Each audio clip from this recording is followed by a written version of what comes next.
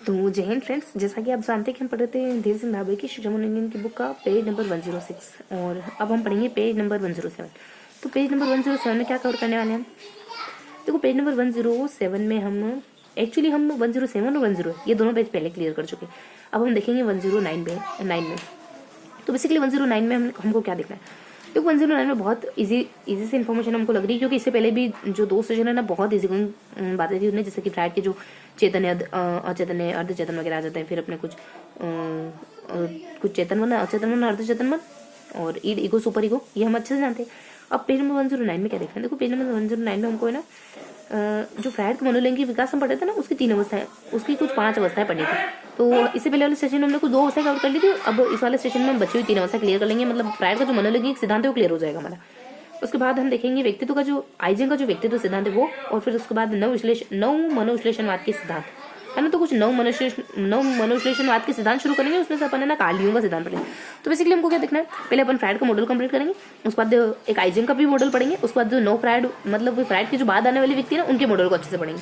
जैसे कि नव विश्लेषणवाद है ना, तो नव विश्लेषणवाद में अपन एक ही व्यक्ति को पढ़ेंगे जो है कार्ल यूंग करके, ठीक है। तो कार्ल यूंग के मॉडल को अच्छे से पढ़ लेंगे, फ्राइड को पढ़ लेंगे, फ्राइड के बाद वालों को पढ़ लेंगे, और बीच में हमारा कुछ आइजेंग करके आ जाएगा, तो आइजेंग को पढ़ लेंगे अपन, ठीक है। आइजेंग का व्यक्तित्व सिद्धांत क्या है? तो पहले फ्राइड को कंप्लीट कर ले। तो देखो, फ्राइड की जो तीसरी अवस्था है ना, ये लिंग प्रधान की अवस्था है। पहली अवस्था मैंने कहा तो मुख्य में आ जाती है, दूसरी अवस्था गुदा वाली आ जाती है, तीसरी अवस्था कौन सी आ जाती है? वो जननांगों वाली अवस्था। इसमें क्या होता है कि बच्चे की जो कामुकता होती है ना, वो जननांगों में ही चली जाती है, जो मेन सोर्स है ना कामुकता का, वहीं चली जाती। और इसमें ना बच्चा जो होता है वो अपनी माँ से लगाव महसूस करने लगता है, बच्चे जो अपने पिता से लगाव महसूस करने लगती है, क्योंकि उनमें ना एक ग्रंथि काम करी, जिसको अपन ओडिवस कहते हैं, इलेक्ट्रा कहते हैं। तो ओडिवस किसको? मातृ मनोग्रंथियों की जो लड़कों पाई जाती है, ठीक है। ओडी मान लो लड़का, ओडी लेके आओ, ओडी का थोड़ा ध्यान रहेगा, इससे क्या होगा। और लड़कियों में क्या? इलेक्ट्रा, और कुछ इलेक्ट्रा लड़कियों में पाई जाती है, ठीक है। तो इलेक्ट्रा और ओडिपस 2 गुण होती है, जो उनको माता पिता तक झुकने के लिए बाध्य करती है। अब आगे पढ़ेंगे थोड़ा सा कि कुछ अव्यक्त अवस्था होती है। लिंग अवस्था के बाद दूसरी अगली अवस्था ऐसी आती है, देखो, एक सुप्रीम अवस्था होगी लिंग, उसके बाद तो अव्यक्त, उसके बाद कोई कामुकता नहीं दिखाई देगी बच्चे में। ये बाल्यावस्था का बच्चा होता है, स्कूल जाने वाला बच्चा, इसमें कोई कामुकता वगैरह नहीं देती। देखो, 6 से 12 साल का बच्चा, मैंने कहा था बाल्यावस्था वाला बच्चा, इसमें कोई कामुकता नहीं होती। ये भी बच्चों के साथ खेलने में व्यस्त है, स्कूल जाने में व्यस्त है, नए नए दोस्तों को बनाने में व्यस्त है, अभी कोई कामुकता नहीं। फिर आ जाती है हमारी वाली अवस्था, टीनेजर्स वाली, जो जनेंद्रीय अवस्था है। बेसिकली इसमें 20 वर्ष से लगातार कुछ विषम लिंगी प्रेम, ये फिर है ना लिंगी, मतलब 20 साल से आगे की ओर की अवस्था होती है, इसमें आप मतलब विषम लिंगी प्रेम वगैरह इसमें गिर जाते हैं, ठीक है। आगे देख लेते हैं फ्राइड के सिद्धांत का क्या महत्व है। देखो, ये फ्राइड का जो सिद्धांत है हमको क्या सिखाता है? ये जो 5 अवस्थाएं बताई ना इन्होंने, मनोभूतिकी की, मनोलैंगिक विकास की, यानी हमारे कामुकता का विकास कैसे कैसे होता है, तो इसका क्या महत्व है? इसको क्यों पढ़ते हैं हम? इसको पढ़ते हैं हम कि बाल्यावस्था के अनुभव को महत्व प्रदान कर सके। अचेतन विवरण पर सर्वाधिक बल दिया जाता है। इसका महत्व ये है कि ये अचेतन मन को बहुत ज्यादा इंपॉर्टेंस देते हैं, कि आपके अंदर जो दबी हुई बातें जो कभी बाहर नहीं आ पाई ना, वो बहुत ज्यादा इंपैक्ट डालती है, आपकी पर्सनैलिटी को बनाती है वो, क्योंकि आपके अंदर क्या दबाव वही आपको बनाता है।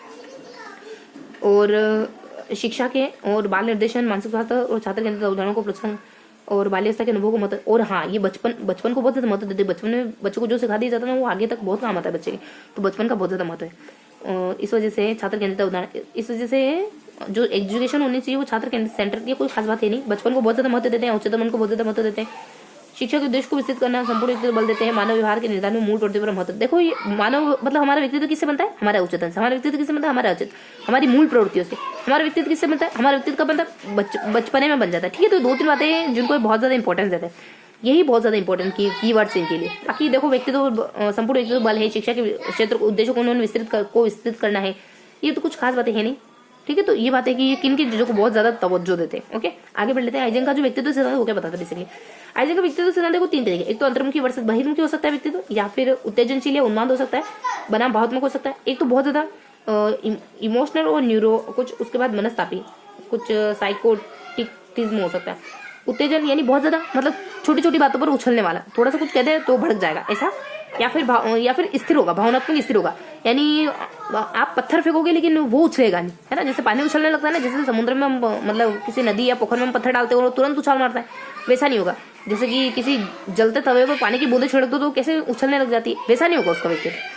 तो ठीक है, एक तो शांत व्यक्तित्व होगा, या फिर छोटी छोटी बातों पर उछलने वाला, जिसको अपन कहेंगे कि भावात्मक स्थिरता वाला, या फिर तंत्रिका तंत्र वाला, या फिर उत्तेजना वाला, ठीक है। भावात्मक स्थिरता वाला या फिर उत्तेजना वाला, स्थिरता वाला या उत्तेजना वाला। इस तरीके से 2 और बताए इन्होंने, अंतर्मुखी बहिर्मुखी के अलावा। उसके बाद बताया इन्होंने मनस्तापिता। एकाग्र स्मरण पठन में कमजोर व कम धारा प्रवाहित होता है। इसमें आनुवंशिक व तंत्रिका कारक महत्वपूर्ण मनोवैज्ञानिक गुण होते हैं। ये एकाग्र होता है, मतलब मनस्तापिता मतलब तपस्वी टाइप का होता है, एकाग्र होता है। मनस्तापिता मतलब मनस्वी किसको कहते हैं, मनस्वी तपस्वी किसको कहते हैं, ऋषि मुनि को। इस तरीके का होता होगा ये कोई एकाग्र चित्त बैठ के पढ़ाई करने वाला, ठीक है, एकाग्र चित्त रहने वाला।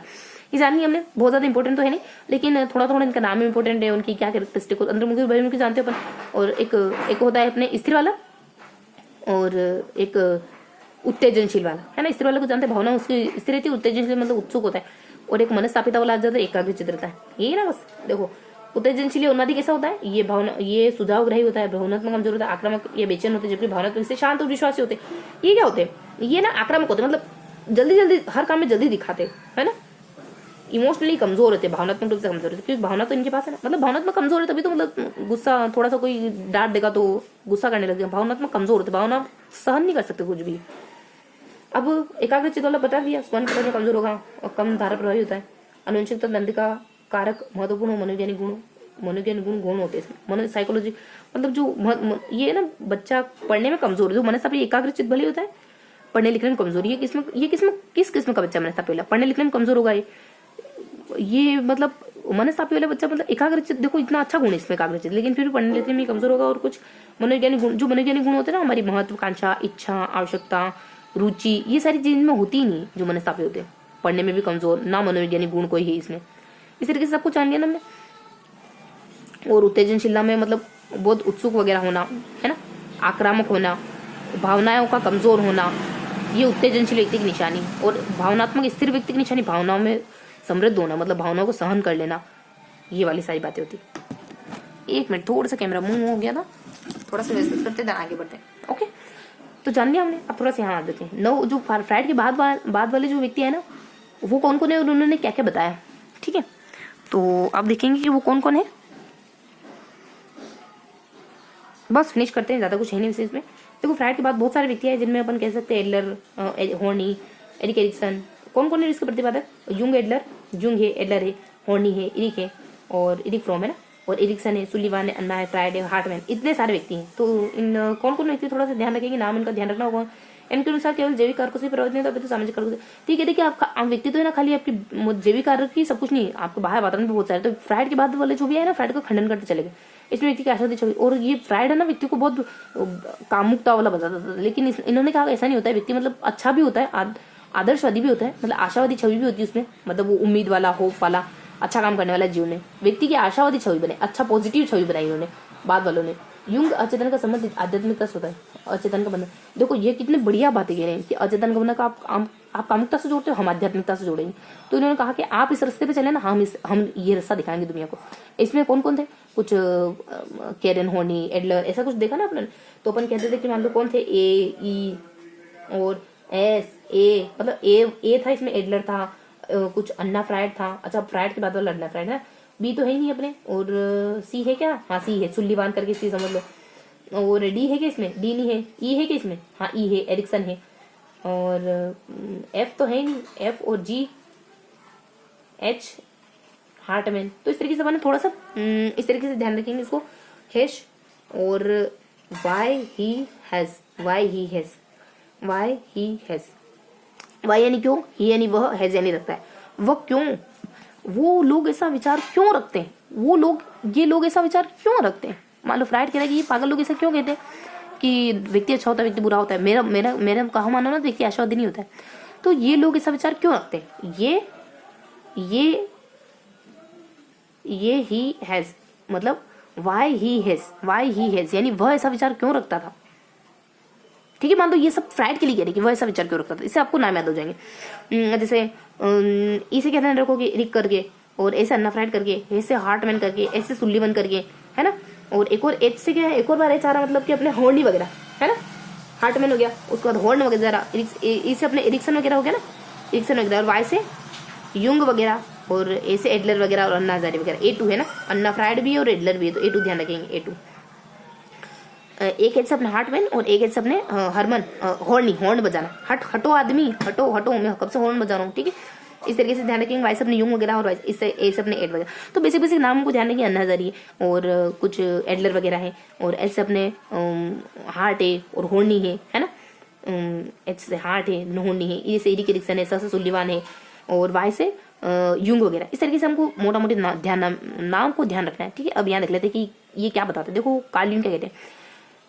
कार्ल यूंग का मानना है कि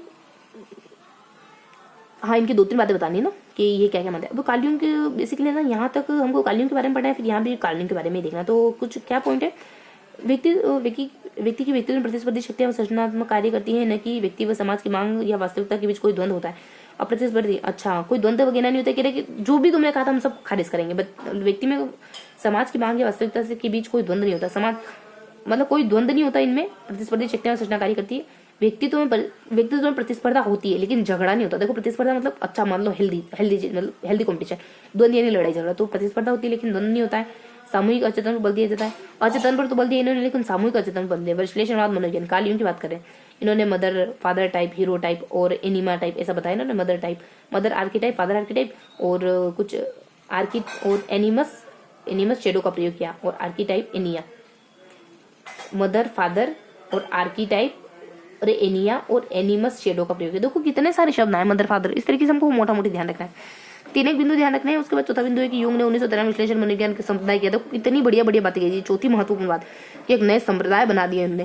आर्थिक जीवन पर अधिक बल दिया। 2 मतों का उल्लेख किया इन्होंने। सार्थक जीवन पर ज्यादा बल देते हैं। इन्होंने 2 मत बताया कि चेतन मन होता है जिसका संबंध ईगो से, और अचेतन मन होता है जिसका अनुभव ईगो को नहीं होता, वो अचेतन है। तो इस तरीके से इन्होंने बहुत अच्छे काम करे, है ना, कि 2 मनों का उल्लेख किया। 2 तरीके के मन बताए इन्होंने, एक संप्रदाय दिया इन्होंने, और कुछ शेडो का प्रयोग, कुछ अचेतन मन का भी प्रयोग किया इन्होंने ना। मन को लेकर के कुछ इन्होंने अच्छा काम करा। एक संप्रदाय की स्थापना करी, है ना। तो कुछ 3-4 अच्छे काम करे इन्होंने। एक संप्रदाय की स्थापना करी इन्होंने। मन को लेकर इनके विचार थोड़े लगते। मन 2 प्रकार का होता है, अचेतन को सामूहिक अचेतन का इन्होंने, है ना। एक संप्रदाय की स्थापना करी। क्या है वो संप्रदाय? विश्लेषण मनोविज्ञान संप्रदाय की स्थापना 1913 एक विश्लेषण मनोविज्ञान स्थापित करा। विश्लेषण साइकोलॉजी इन्होंने स्टेब्लिश करी, और मन के बारे में कुछ कहा, संप्रदाय स्थापित कर दिया एक, और इन्होंने कुछ शब्दों का प्रयोग किया। ये तो कुछ खास इंपोर्टेंट नहीं, थोड़ा सा ध्यान रखिए। देखो ये दोनों बातें ज्यादा इंपोर्टेंट नहीं वैसे भी। और mother father type, Archie type, कभी पूछ ले तो पूछ ले कि मदर फादर टाइप किसने दिया, तो ये यूंग ने दिया।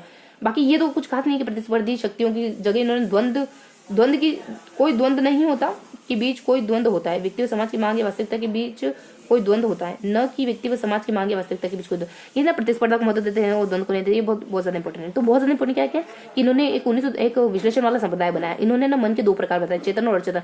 ये मन को है ना, अचेतन मन को सामूहिक मन कहते हैं। ये बहुत इंपॉर्टेंट बातें हो जाती है। और बस ये 2 बातें बहुत ज्यादा इंपॉर्टेंट है, मन को लेकर के और इसको संप्रदाय को लेकर के, ठीक है। और एक और क्या है कि हाँ ये ठीक है। तो 2 बहुत ज्यादा इंपॉर्टेंट है, फादर मदर, ये कॉन्सेप्ट किसने दिया, तो थोड़ा सा ध्यान रखेंगे, थोड़ा सा बस ध्यान रखेंगे। बाकी तो हमको संप्रदाय का ध्यान रखना है, और एक संप्रदाय वगैरह के संप्रदाय का ध्यान रखेंगे, और ये अपने कि ये मन पर बात करते हैं, ठीक है। इस तरीके से अब यहाँ जाते बेसिकली कि अचेतन अधिक बल दिया इन्होंने। व्यक्ति तो बचपन की भूली बिसरी यादें आते हैं। सामूहिक चेतना में क्या आ जाते हैं, आदिकालीन प्रतिमाएं जो पुराने समय से देखो व्यक्तिगत में क्या आती है, सामूहिक चेतना में क्या आती है। देखो अचेतन अधिक बल दिया। अचेतन इन्होंने 2 तरीके बताया। अचेतन में 2 तरीके का हो सकता है, या तो व्यक्तिगत चेतना है या सामूहिक चेतना। देखो व्यक्तिगत चेतना या सामूहिक चेतना। व्यक्तिगत चेतना में जो हम बचपन से अब तक गेन करते हैं, सामूहिक चेतना क्या आता है, सामूहिक चेतना में जो भी हमारे भविष्य, जो भी हमारी पीढ़ी दर पीढ़ी हमारे मन में बस रहा है ना, वो। तो इन्होंने मन के 2 प्रकार बताए। अब आ जाते हैं मैंने इसमें व्यक्तित्व की 5 प्रकार की चर्चा की। इनमें ना इसने व्यक्तित्व को 5 प्रकार और दिए। तो कितनी बढ़िया बढ़िया बातें करी इन्होंने। तो व्यक्तित्व के 5 प्रकार कौन से? पर्सोना, एनिम्स, छाया, आत्मा। तो ये मन के 5 प्रकार हो जाते हैं। पर्सोना, देखो पर्सोना पर्सनैलिटी शब्द इसी से बना है। और एनिमा तो इन्होंने कही दिया था पहले, अभी देखा था ना हमने कि एनिमा है, कुछ ऐसे एनिमस है, एनिया है ना। फादर मदर हीरो और एनिमा मतलब वापिस से माँ आ गई, और फिर अपने कुछ एनिमस है ना, और मासी भी आ गई, माँ और मासी, ऐसे ध्यान रखो। तो एनिमा है और एनिमस है। ये देखो एनिमस ही तो है, माँ है, मासी है, और मान लो छाया है, उसका नाम है ना, छाया है और आत्मा है ना।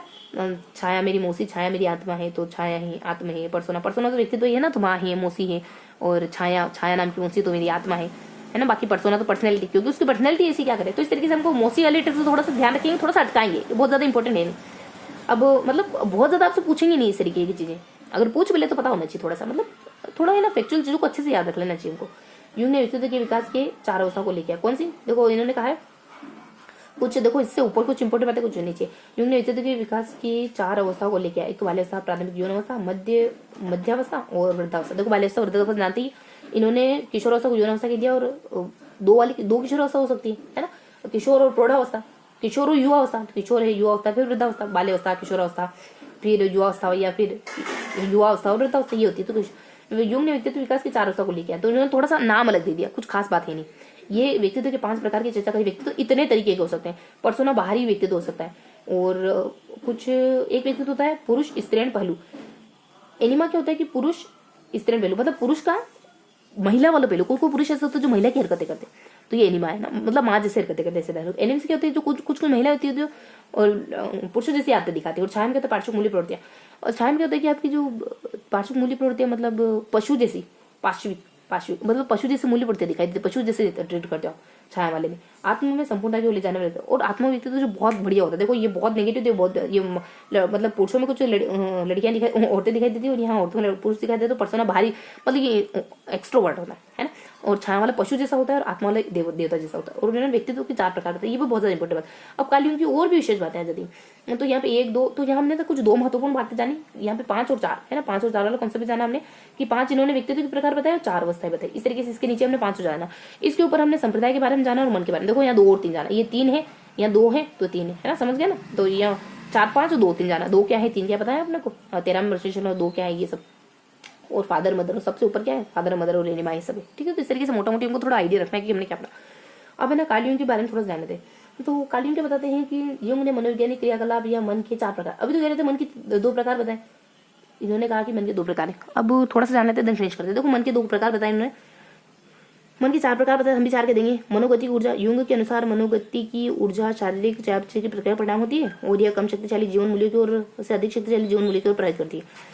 और ये मनोगति की ऊर्जा कॉन्सेप्ट क्या है, ये फ्राइड ने दिया है। और युंग ने मानसिक ऊर्जा की व्याख्या के लिए 3 नियमों का प्रतिपादन, मानसिक ऊर्जा भी बताई उन्होंने, नियमों का प्रतिपादन किया, जैसे विलोम का नियम, तुल्यता का नियम है, और इंट्रोपी का नियम है, ऐसे। और युंग ने व्यक्तित्व अध्ययन के लिए शब्द साहचर्य परीक्षण व लक्षण विश्लेषण विधि का प्रतिपादन किया। देखो कितने काम किए युंग महोदय। और पहले मनोवैज्ञानिक जिन्होंने व्यवहार के निर्धारण में भविष्य को महत्वपूर्ण माना, व्यवहार के निर्धारण में आपका भविष्य ज्यादा महत्वपूर्ण है, अतीत नहीं। और युंग ने रहस्य विद्या, जीवन प्रतीक और एडम्स और कुछ डोमेन्स और प्रोटेस्ट पर बल दिया। तो बेसिकली यहाँ पे क्या पता चल रहा है हमको ये पता चल रहा है कि इन्होंने वापस से मन पे ही काम करा। वो मन के 4 हिस्से बताए इन्होंने, संवेदना, चिंतन, भाव और अंतर्ज्ञान। संवेदना है, देखो मन के कितने हिस्से हो सकते हैं। एक हो सकता है वो मन जो चिंतन मनन करता हो, शायद ऐसा कह रहे होंगे, एक वो मन जो फीलिंग इमोशन के बारे में सोचता हो, भावनाओं के बारे में सोचता हो। संवेदना और भावना एक ही होती है ना, और चिंतन मनन करता हो एक ज्ञान। तो एक होगा जो भावनाओं से जुड़ा होगा, जैसे संवेदना हो गया, भाव हो गया, ये संवेदना और भाव। एक होगा जो लॉजिकल है ना, एक भाव होगा और एक लॉजिकल होगा, जैसे चिंतन करना और ज्ञान है ना, ये थोड़े लॉजिकल साउंड कर रहे हैं, मतलब थोड़े काम के हैं। और ये भावनाएं ये काम के तो है, लेकिन थोड़ा मतलब प्रैक्टिकल लाइफ में इतना नहीं। अब मनोगति का कॉन्सेप्ट देते हैं, मानसिक ऊर्जा का कॉन्सेप्ट देते हैं, और कुछ व्यक्तिगत अध्ययन के लिए शब्द साहचर्य परीक्षण, युंग ने व्यक्तित्व अध्ययन के लिए शब्द साहचर्य परीक्षण और लक्षण विश्लेषण विधि का बताया। और आपको व्यक्तित्व कैसे मापना है ये भी ये बताते हैं, है ना, कि आपको व्यक्तित्व टेस्ट कैसे लेना। अगर किसी को व्यक्तित्व चेक करना हो तो कैसे करोगे, बहुत सारे शब्द उसके सामने रख दो और कहोगे शब्द साहचर्य करो, कुछ शब्दों को मिलाओ कि तुम घृणा को किससे मिलाओगे, प्यार को किससे मिलाओगे। तो ऐसे ही व्यक्तित्व शब्द साहचर्य विधि से व्यक्तित्व अपने को कहते हैं। और कुछ मानसिक ऊर्जा और मनोगति की ऊर्जा, ये क्या होती है, युंग के अनुसार मनोगति की ऊर्जा शारीरिक चयापचय प्रक्रिया बनाती है, ये कम शक्तिशाली जीवन मूल्य की ओर से अधिक शक्तिशाली जीवन मूल्यों की ओर प्रभावित होती है। जो मानसिक ऊर्जा होती है ना, मनोगति की ऊर्जा, बेसिकली हमें जो हमारे मन में जो मतलब ऊर्जा है ना, एनर्जी है ना, तो हम है ना अच्छे कामों में लगाते हैं उसको। जीवन मूल्यों की ओर अधिक, 2 टर्म इन्होंने इस्तेमाल करे तो देखेंगे। पर मानसिक ऊर्जा क्या है की व्याख्या 3 नियमों का प्रतिपादन, युंग ने मानसिक ऊर्जा की व्याख्या के लिए 3 नियमों का प्रतिपादन किया। मानसिक ऊर्जा किसको कहते हैं, विलोम का नियम, तुल्यता का नियम और इंट्रोपी का नियम। एक तो विलोम है, विलोम शब्दों की तुलना करो आपस में, और इंट्रोपी तो VTE वेतन से ध्यान रखेंगे थोड़ा सा। मानसिक ऊर्जा ये तो 2 टर्म में कुछ खास है नहीं। और व्यक्तित्व को कैसे मापोगे, उन्होंने व्यवहार के निर्धारण में भविष्य को महत्वपूर्ण माना, युंग ने रहस्य विद्या, जीवन प्रतीक, तो बहुत ज्यादा है नहीं इनमें। तो इस तरीके से हमने पढ़ लिया। देखो बेसिकली हमने क्या करना, फ्राइड ने बहुत सारे काम करे, 2 टर्म वगैरह देते हैं, व्यक्तित्व को कैसे मापना ये भी बताते हैं। और मन के 4 हिस्से बताए इन्होंने, तो भावना जुड़े 2 हिस्से, यहाँ 3-4 बताते हैं। और यहाँ पे 3-4 मतलब कुछ 4 से 5 कुछ कॉन्सेप्ट बताए, 5 के बताए इन्होंने, 4 के बताए। देखो 5 इन्होंने ना मन के प्रकार वगैरह कुछ बताया, और 4 भी इन्होंने ऐसे कुछ बताया। 2 और 3 क्या बताया, 2 तो मन के प्रकार बताते हैं, और 3 भी ये कुछ बताते हैं, 3 से 13 वगैरह, उसके ऊपर फादर मदर वगैरह आ जाता है। 4-5 में हमने क्या देखा, बेसिकली 4 में तो ये व्यक्ति तो एक एनिमा है, एनिम से छाया है, पार्श्विक और एक और पर्सोना करके, ठीक है। तो इस तरीके से हमने सब कुछ जान लिया। प्रतिस्पर्धी द्वंद्व है ना, मानसिक ऊर्जा क्या होती है कि आपकी ज्यादा आपके ना कम मूल्यों वाले से अधिक मूल्यों की ओर प्रभावित होती है, ठीक है, तो इस तरीके से हमने मोटा मोटी पढ़ लिया। अब थोड़ा सा उसको नोट डाउन करते हमने क्या देखा। तो हमने पेज नंबर 109 पढ़ा। आपको पता है 109 में हमने क्या पढ़ा? 109 में हमने तो वो यूंग के बाद जो फ्राइड के बाद है ना, उनमें से यूंग बहुत ज्यादा इंपॉर्टेंट पर्सन आ जाता है। तो यूंग के बारे में पढ़ा।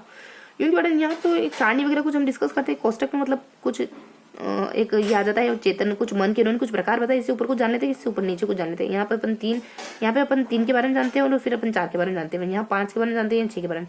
फिर अपन नीचे वाला कॉन्सेप्ट आ जाता है ना। फिर तो फ्राइड ने बहुत सारी और चीजें दी, 2 टर्म इस्तेमाल करे इन्होंने। व्यक्तित्व के कुछ 4-5 भाग बताए इन्होंने उसके व्यक्तित्व के, इस तरीके से कुछ 2 टर्म। और फिर व्यक्तित्व को नापना कैसे, ये सब बताया। और इससे पहले अपन है ना फ्राइड से पहले हम कुछ और पढ़ रहे थे, आइजेंक वाला पढ़ रहे थे। आइजेंक का पढ़ा हमने, ठीक है। तो इस तरीके से हमने आइजेंक का पढ़ लिया और बस आइजेंक के बारे में पढ़ा। आइजेंक ने वो 3 हिस्से बताए। तो इस तरीके से हमने पेज नंबर 109 पढ़ा। ओके।